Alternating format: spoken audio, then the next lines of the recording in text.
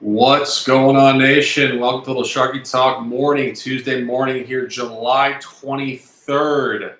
An apocalyptic day historically in this country.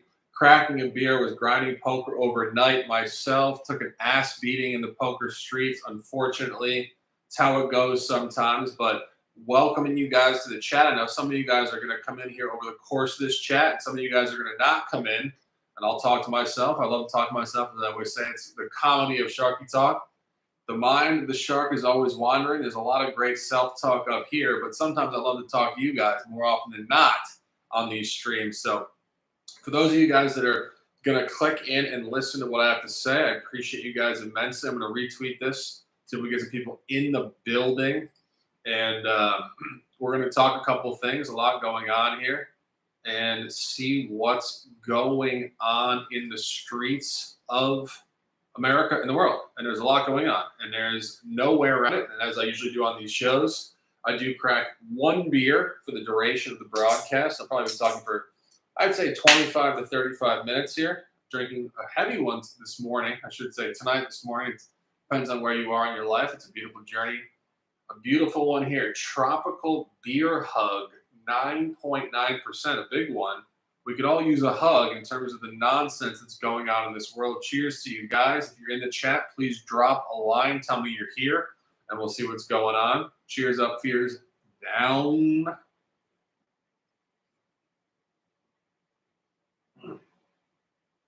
Excellent beverage, I must say. And going to just retweet it and see if more people want to come in here and see what's going on.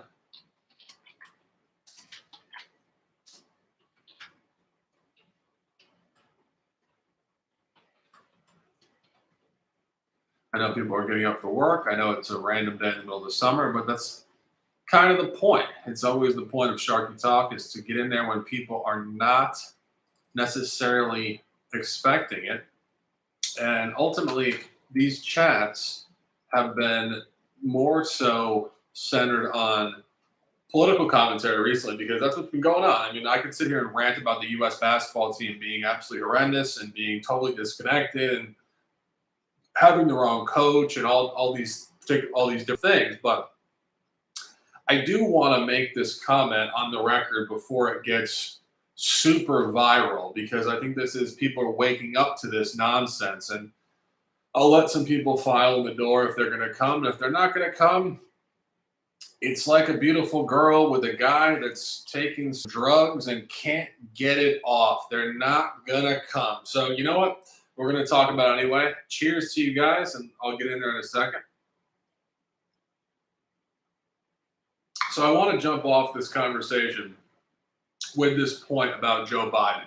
And as we open up this Tuesday morning, it is now being reported that Joe Biden is on his deathbed in hospice care.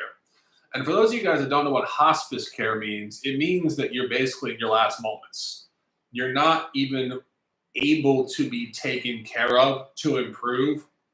It's just about making you feel good in your final moments, and they've given up on saving you. So here's the intrigue of this whole situation on the Biden front. And I'm going to jump to the Trump front, because I think it's all interconnected. So Biden, over the course of the last 4, 8, 12, 20 years as a politician, coming through the U.S. government to the VP and, of course, the presidency in 2020 in the COVID campaign era, has been somewhat lucid. Not exactly the sharpest guy in the world, but somewhat lucid. He's slowly started to degrade his quality over the last 3 years. Anybody who follows this saw this coming in a half second. But the Democratic Party never, ever allowed that to be a conversational point. He was super good, always, apparently. Always. Even when on record as the president, he made numerous mistakes in terms of his public speaking. And some of his speeches were horrifically disturbed in terms of his actual commentary. So if you really look at what they did for the last 15 to 20 years with this guy, and then all of a sudden he has a horrible debate against Donald Trump, who's been blasted for the last decade politically across most media spheres, all of a sudden Biden is not the guy. He is dispensable. He is unusable. So what happens? All of a sudden, after that, speculation starts to stir. He's not the guy. He has to resign. He has to, at least, if not resign, say he's not going to run again. Then it gets even more bizarre. He gets COVID.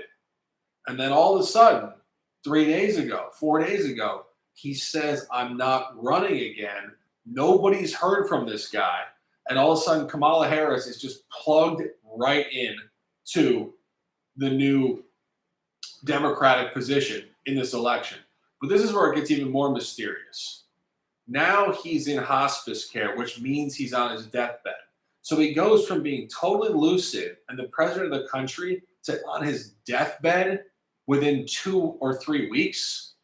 He goes from a presidential speech that was mediocre with some misspoken words and maybe just an 82-year-old guy not being the sharpest guy in the room, if we want to be real, to his deathbed.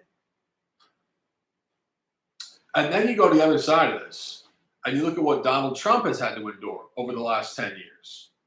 Complete cancellation of his social media practice, borderline incarceration because of all sorts of very ambiguous charges in terms of his tax evasion as a billionaire, in terms of corporate tax structure that had basically never been done before, and then an assassination attempt.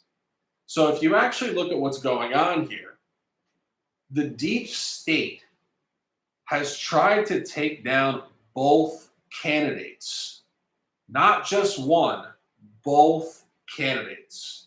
And they've tried to take them down step by step, methodically, and frankly, diabolically. And I think if you really look at what's going on here, this has never been about Joe Biden. This has always been about the people behind the scenes. It's been about big donors from social media, big tech, big pharmaceuticals, the people that make billions of dollars in this world. And that's where the government is run from. Most of these guys, you guys probably heard it when you were growing up and you heard this whole term figurehead. It sounded like a term from the Roman Empire or, the Renaissance, the French Empire, the French Revolution era in the 15, 16, 1700s, the whole thing. This is contemporary America where there are legitimate presidents, top guys supposedly, who are complete figureheads, who have no actual power, who are just talking heads of nothing. And they have a total conglomerate of people behind them that are telling them precisely what to say and what to do. And I think what you're seeing here is this deep state coming to the forefront at its highest level of power, and it's also its highest level of exposure transparently ever. Because when they tried to take out Trump so methodically, point by point, and obviously culminating with an assassination attempt that skirted his head by 1/4 of an inch, and they didn't succeed in that. And then all of a sudden, Biden is out of the race. And now, per these reports, out of his life within 2 or 3 weeks. So both candidates are being effectively taken out by the state. And the insanity of this is that most people don't think along the lines of the state being this core-centric entity that controls everything. And they think, oh, this is just arbitrary stuff that happens. Like it's bad luck. Like it's coincidental. Like Trump's old, Biden's old. Some guy tried to shoot him because, Trump's been arrogant and obnoxious, so that makes sense. And then Biden's old and he's kind of senile, so of course then maybe he could die. The point is, it's not that coincidental because what's going on behind the scenes is world control, economically and philosophically and ultimately politically. And what you're looking at is a deep state of Barack Obama, Bill Gates, and numerous other billionaires that control world order, that don't want Donald Trump and they don't want a senile Joe Biden. So they're moving shit around. I said on Twitter, it's the New Age Mafia. It's exactly what the mafia does when they get sick and tired of the old guard. Doesn't matter. They get rid of them in clandestine terms. And the person is not only gone from the game, they're gone from life. The US government is at that point. It's like watching House of Cards on Netflix. It's real life. They're murdering these people. It is totally corrupt. They're being manipulated. I just want to make that point. Going to give you guys a shout. We'll be on here with Sports Talk later. It is Sharky Waters Nation. Always think clearly. Don't let people control your mind. The people that are controlling your mind are the ones that are controlling this. And that's not the game you want to be controlled by. 9 words of lifestyle. Ride the wave out of the water. Talk to you guys in a little bit.